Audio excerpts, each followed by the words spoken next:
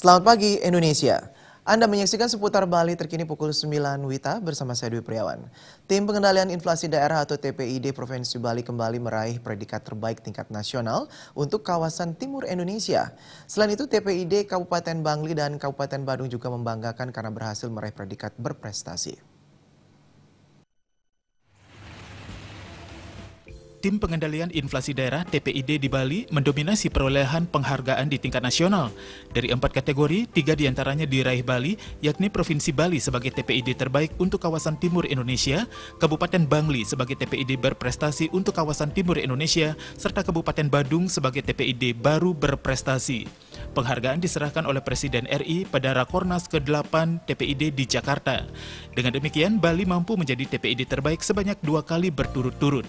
Penghargaan TPID terbaik diberikan kepada daerah yang telah membentuk TPID dan menjadi sampel penghitungan inflasi IHK oleh BPS. Sedangkan TPID berprestasi diberikan kepada daerah yang sudah membentuk TPID namun belum menjadi sampel penghitungan inflasi IHK.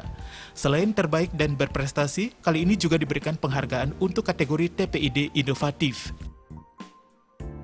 Kepala KPW Bank Indonesia Provinsi Bali, Chausa Iman Karana mengatakan keberhasilan Bali meraih predikat TPID terbaik didukung adanya koordinasi yang baik antar instansi serta pihak terkait. Selama ini sinergitas pengendalian inflasi dilakukan dengan 4K, yakni memastikan ketersediaan pasokan komoditas, menjaga kelancaran distribusi, keterjangkauan harga, serta komunikasi kebijakan pengendalian inflasi. Dengan perolehan penghargaan ini, diharapkan ke depan lebih memacu upaya-upaya pengendalian inflasi di setiap kabupaten kota di Bali guna mewujudkan kesejahteraan masyarakat. Darmawan, Bali TV. Nantikan seputar Bali terkini 1 jam mendatang. Selamat pagi dan sampai jumpa.